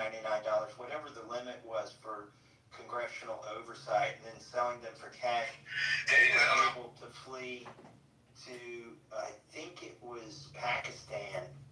Um, so this is, and nobody stopped him. So this has happened before. Definitely, it definitely has. Are you up to answering some questions from the panel? You pick three, and I'll answer them, and then I've got to run. All right. And I just want to thank you. First of all, I knew the kind of heat that you took. But now that I have been covering Epstein for 2 months in a way that went against the grain, I have a new appreciation for the level of heat that you take and you continue to work for the will of the people, sir. And so my respect for you has grown exponentially, and I just want to say thank you. Really, I mean that wholeheartedly. Hey, by the way, shout out to my colleague Marjorie Taylor Greene. As soon as she started speaking out on these topics, now they're trying to make fake claims of insider trading and all of this ridiculous stuff. I mean, we file financial disclosure forms, and she and her husband ran a very successful construction company, which I've known about for as long as she's been in Congress. She's talked to me about it, and that's on her disclosure forms. They're trying to make it sound like she's one of these people who came to Congress poor and became a multimillionaire through insider trading. But notice all of that started when she started, looking into this and saying things that other members won't say. And it's it's happening on X. The people are paid, they're paid accounts, it's pretty darn obvious. Some of these influencers are paid to put out a narrative, and they're on a payroll that includes the same people who are interested in APAC financing. By the way, one final thing before we go to questions. So right now I've had, since July alone, and it's 8 months until my primary election, I've had $2 million spent against me. We won't know how much money from whom has been put into it between July 1st and December 31st until January. That's when we'll get the next finance report on the super PAC. But the one super PAC finance report we have, where it was financed with $2 million, shows that there are 3 billionaires who gave to the super PAC that is trying to smear my name. They're trying to recruit an opponent. They don't have anybody yet. And one of these is Miriam Adelson. She's a dual citizen and a big supporter of APAC. Another one is Paul Singer, he's given millions of dollars to APAC's other super PAC, which finances pro-abortion causes and transgender activism. He's financed that. And then the third billionaire, so it's 3 billionaires financing the smear campaign against me, is John Paulson, who is in the Epstein Black Book. Now, that's not an indication that he's guilty, innocent until proven guilty, and even just because you appear in the Black Book doesn't mean you're even indictable for anything. But I would say these billionaires are very upset that I am not voting for war in the Middle East, that I'm not voting for aid to Israel, and that I am going after this Epstein issue. So look for that smear campaign. Well, God bless you. God bless you. Yeah. Representative Massey. And speaking of, I know you're on your your representative account. Am I allowed to plug your campaign efforts now that you've shined a light on the efforts to shut you down? You have First Amendment rights to do anything you want. So I will advocate for all of my listeners right now. If you care about the Constitution, if you care about truth, transparency, freedom, liberty, and the things that our country was founded on, I will implore you, don't spend money on anything else. If you can afford it, please go to Thomas Massey's page, his website, and he has a plug. Actually, looks like he has a website on his profile, but he also has another account, and I'll just have you look it up. It's I believe it's Thomas Massey for Kentucky or something like that. And make sure you have the right one, okay? Don't spend any money. And donate to his cause because he's going against the elite establishment. They are trying to discredit him. They are trying to smear him. There's foreign policy or foreign incentives here to try to shut him up. And he is willing to take the heat. And if you've seen what happened to me, right, and I know that you guys have, imagine the heat that he takes and what he goes through as far as smear campaigns go. So I will ask people to donate to your cause, sir. Well, I can't stop you from doing that. No, you can't. No, you can't. All right. I shared the link down below too in the purple pill. If you wanted to put it. Can you throw the Jumbotron? Yeah, go ahead, throw that. We're gonna throw the link for his donations up in the Jumbotron. You guys go support our Congress, our constitutional adhering Congressman up here. All right, let's go to. I'm gonna go. Noxie, do you have something you want to ask Representative Massey?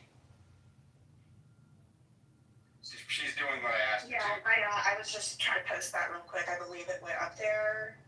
I'll do it. Okay, I got you. Okay. So first of all, I want to say thank you, Representative Massey, for actually responding to my DMs. I'm really nervous right now. You are one of my favorites. I wanted to ask you a question, and it does pertain to Epstein, and I'm not sure if you remember total information awareness that was defunded by Congress and how that was put into effect with Palantir and the ties that they have put together. I'm sorry, I'm so nervous. I'm stumbling and shaking. So she's alluding to, let me help you, Noxie. She's alluding to InQtel, which is the CIA's venture capital firm. It invested $2 million seed funding into Palantir, and what we've seen ever since then as a Palantir CIA hybrid, it seems like, at least in some regards, at least in effect, hybrid operation to where Palantir is, it's deriving at least half of its income or close to it from the government. And there is a nest of Palantir-linked individuals currently in the Trump administration. And it's weird because Peter Thiel, his venture capital firm, Valar Ventures, that he co-founded, received a $40 million investment from Epstein in the mid-2010s. And so there's just a weird, and this is, that's what put it on my radar. There's a weird connection there that goes all the way into the Trump administration now. Do you know what she's referring to, and I haven't found a member of Congress who's willing to talk about this at all. So I don't mind. I understand if you don't want to speak on it. Well, no, there's no reason I wouldn't speak on it if I knew something about it. Perhaps feature debate protection, right? But I'm not aware of that. I'll go back and look for it and see what. I will send you some. Can I send you some information? Yeah.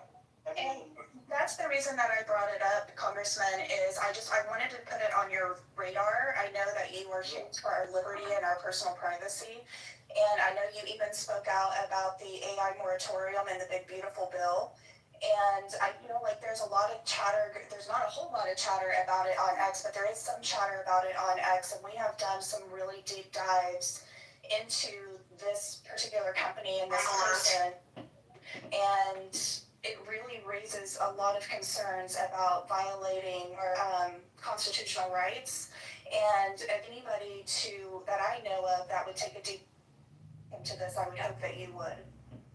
Well, look, that's one of the things that I think we should demand gets released, which is the bank records for Epstein's entire estate and all the cash flows in and all the cash flows out. As they say, follow the money, right? That's the easiest way to figure out what was going on.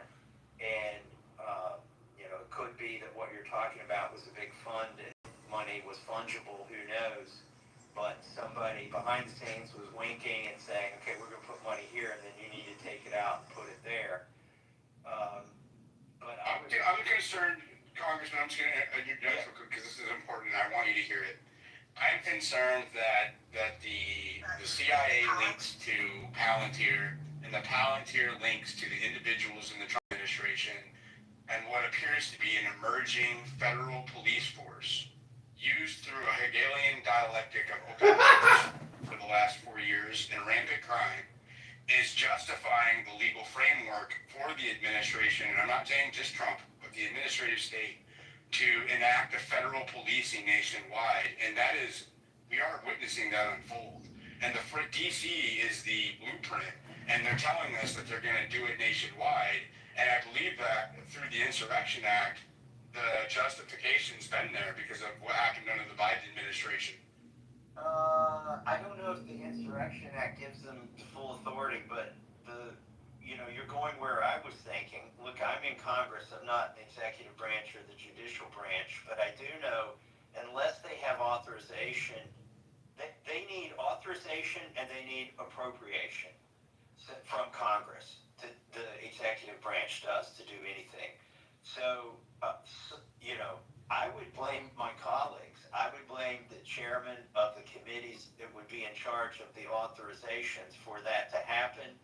And then every year we do appropriations.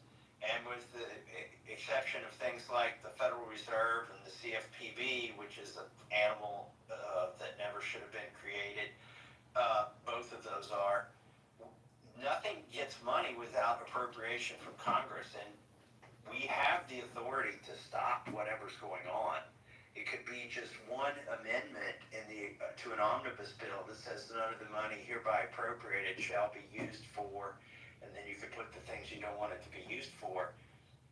This is what I lament about having Speaker Johnson, is he will not allow amendments like that to even, whereas say what you will about Kevin McCarthy, we had over 400 amendments voted on during the appropriations process. I even got a vote on whether the Department of Education should exist during the appropriations process.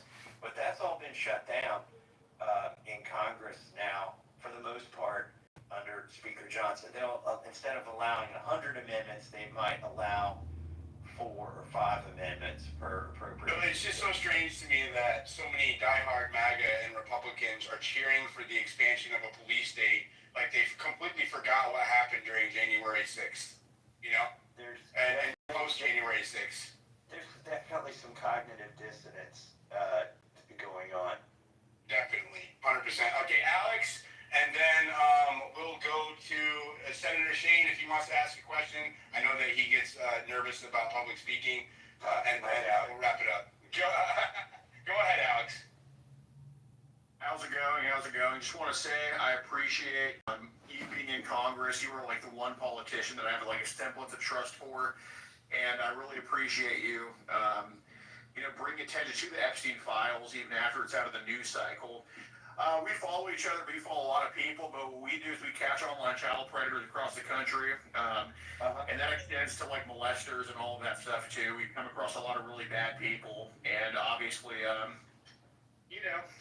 it's a very common thing, but what I just want to ask you is, why do you think that all politicians, for the most part, are so apprehensive to call for the files to be released? Like, do you think they're protecting themselves or donors or both, or what do you think it is? I think there's two kinds of motivation here. There's sort of an inner circle of motivation where I believe the American people would be really upset if they found out our own national security apparatus employs people like Jeffrey Epstein in sex trafficking and things that are beyond the law. I believe that's a possibility. I think that this could tap into that. Okay. At another outer layer, that would be the inner circle of motivation. Just beyond that is a set of billionaires who frankly, they're part of the uniparty. They're not that partisan. They are transactional. They want their special favors for their businesses. They're almost all socially very liberal, and I don't mean in a libertarian sense. They would be for funding transgender, and they're for transhumanist, initiatives and things like that. Those folks were in Epstein's circle, and I believe there's embarrassment there. So, and so that's the next circle of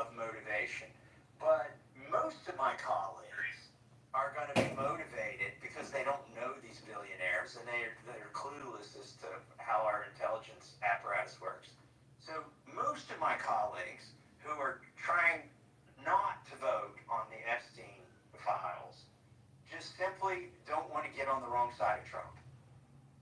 That's their entire motivation here, because their re-election hinges on being in good graces, and that again is one of the reasons the billionaire class is running attack ads on me right now, is to keep the other congressmen cowering on this issue. So those are your three motivations. Embarrassment at the center level. I think this could implicate how our national security apparatus operates outside the law or the Constitution, in much the way Edward Snowden had revelations. There could be revelations that big in these Epstein files. And then the next circle is the billionaires who don't want to get embarrassed because they've been playing in this little swamp and operate outside law. But the biggest circle around all of that is just people who are scared to go against the administration and Trump, and that might include Pam Bondi. I see. Go ahead, guys. Yeah, I see. I appreciate the answer, but I guess my next question would be, why do you think none of them were calling for it to be released then? Because I saw tweets from you back in the day when Biden was in office that you were calling for it to be released. It doesn't apply to you, but if it's not to go against Trump, why do you think they weren't calling for it in the 4 years that Biden was in office, and or when Trump actually arrested Epstein in 2019? I'm talking about Republicans, first of all. Like for Democrats, with the exception of Ro Khanna and some people who are genuinely motivated on the Democrat side of the aisle, a lot of them are hoping that Trump gets snared up in this. And so that's their motivation. By the way, something else I wanted to say on this space is people, a lot of times in comments on my posts, they're like, well, why don't you just talk to Trump, or why don't you just talk to Pam Bondi? You're assuming I haven't. Like, I do. I have. I asked Pam Bondi for these files in a private dinner in April. Because I'm on the Judiciary Committee, we went over to her office and had dinner, and it was very nice, and we were each kind of, we went around the table, members of the Judiciary Committee could ask the Attorney General questions, and I told Jim Jordan, I said, listen, I don't want to embarrass anybody here, but I want to ask about the Epstein files. And he said, Massey, you do what you want, ask whatever you want. And I got the runaround then in a private meeting, and I realized that, we were not going to get these things, or I suspected we weren't going to get these things based on her answer then. Thank you, Thomas, Representative Massey. That's I didn't know that. I didn't know that you had asked in person. So there's another breaking news. Thomas Massey has asked Pam Bondi in person about the Epstein files. So wow, what a great space. By the way, in front of her staff and 30 other congressmen. Wow. It's wild. Yeah, that is so wild. All right, thank you, Alex. I know our time is limited here, so I'm going to go to Shane, Senator Shane. Sir, do you have anything that you would like to ask the congressman or say? Yeah, thank you, Congressman. I've been following you and appreciated your last tweet where all the criminals had gone home, so why were they beefing up police support there in D.C.? I thought it was hilarious. We founded the Freedom Caucus last year and was able to run it through here in Oklahoma with a lot of conservative initiatives. So we've dealt with the swamp on a state level, similar to what I see you doing up there. It takes a lot of courage. My question is, how is your experience working with our congressional delegation from Oklahoma? I put a lot of their contact information down below so that people could reach out to them if they're from Oklahoma. So I had them on ready available. My congresswoman in particular is Congresswoman Stephanie Weiss. Do you think she would be amenable to signing on to your request for the Epstein files? I think your answer to that would probably be very telling, but any other open-ended commentary you'd like to make on our congressional delegation, because we're looking at making sure that our conservative values are being represented up there like you do for the good people in Kentucky. Well, I don't have anything disparaging to say about any of the Oklahoma delegation, but I would say Josh Bertine might be your best bet for getting a signature on this discharge petition. And again, that's he's the one I talk to the most, and you know, it's kind of cliquish up there. He's in the Freedom Caucus, I'm not, but I see him almost at every vote when we go to the floor of the House, and I talk to him quite a bit. So I'm hopeful he would be one of the signatures. If I were allowed a follow-up question, it Sure. would be, consider joining the Freedom Caucus. We're big fans of yours and would love to see you be part of that.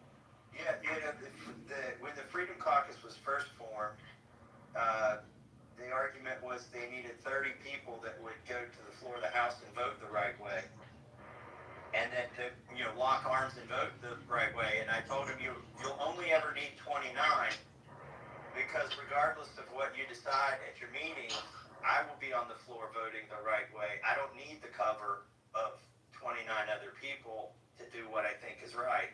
So what you really need is people who don't vote as a block. Ironically, you need people who will go down there and do the right thing. They don't need to have meetings and talk about it. I'm sure if your Freedom Caucus is like I can imagine, you probably talk yourselves to death, and everybody in there is the smartest person in the room, and they've all got a big plan, and they get beer muscles on, and then when it comes time to do something, if everybody's not in agreement, it doesn't happen. So the Freedom Caucus, those are my closest allies. But it also turns out that Victoria Sparks, not in the Freedom Caucus, Marjorie Taylor Greene, not in the Freedom Caucus, Warren Davidson, not in the Freedom Caucus. These are actually the toughest fighters that I know in the House of Representatives. So I would say if you have a member of Congress who gets elected, probably the Freedom Caucus is a good thing for them to join. It would be a good indication to you that they're at least willing to say they're conservative when they get to Washington, D.C., but I wouldn't put much weight into what caucus somebody is in. Just look at how they vote. You want to respond to that, Senator? I couldn't agree more. We went from about 4 conservative votes last legislative session in 2024 to 12 to 15 consistently pushing back against the growing government agenda of the establishment.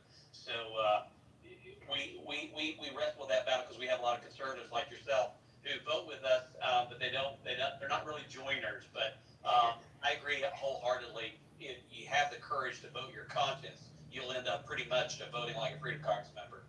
Hey, by the way, the fact that you're on this Twitter space tells me you are one of the best ones there in Oklahoma. I don't need to know much more. And also the fact that you're trying to help your federal delegation, find the right path up there, because I know that gets you in trouble. Just the fact that you've been on this Twitter space is going to make some of them upset. It's going to make your leadership upset there in Oklahoma. So my hat's off to you, brother. Well, I appreciate that coming from you. A tremendous amount of respect. Thanks, sir. All right. Well, let's see. I've been on here an hour. I was just going to do half an hour, so I think I'm going to have to hop off of here. It was good talking to you all. Thank you to everybody who's on this Twitter space. You're now on Mossad's list, and your phone will get hacked and all that good stuff. But it was fun while it lasted. Thank you, Representative Massey, for having the balls and the courage to do what you're doing. And again, you guys can go support him in the link up in the Jumbotron. And Mr. Massey, I have been under threat since covering the Epstein files. I just alluded that I might come to D.C. Can you give me some tips to stay safe if I come down there? Because I have been threatened quite a bit. But I'm just going to publicly declare, if I do go to D.C., I'm not suicidal. I'm not doing anything risky. And I am going there just to cover that event. So if I do go, I will definitely be in touch with you, sir. Thank you again. Yeah. All right. Look me up. Well, it's a swamp, but my office is a lily pad. Got you. I got you. All right. We'll talk to y'all later. Thank you, Thomas Massey. I appreciate it. Thank you, Nancy, for inviting me. Yeah, good job, Noxie, getting him in here. Thank you so much. All right, that was good, man. We got some breaking news on that one. I want to know what the what's going to drop in September. That's going to make it hard. They got some. He said that somebody had some juice.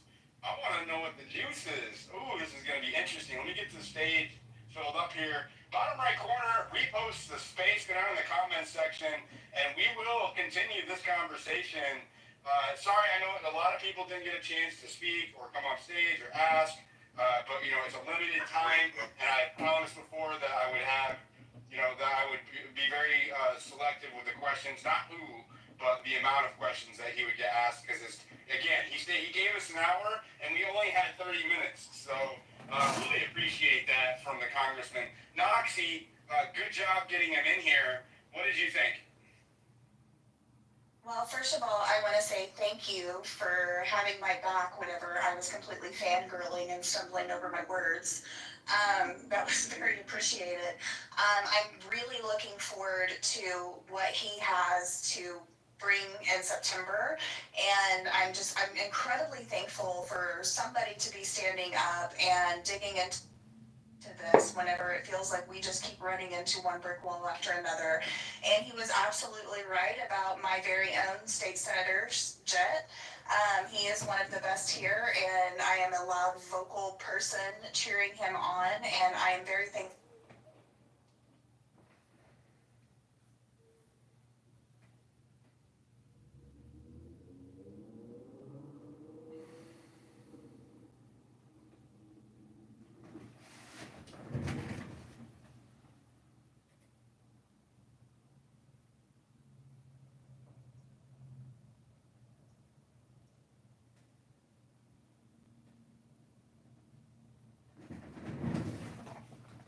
JohnForCongress.com. Go to JohnForCongress.com.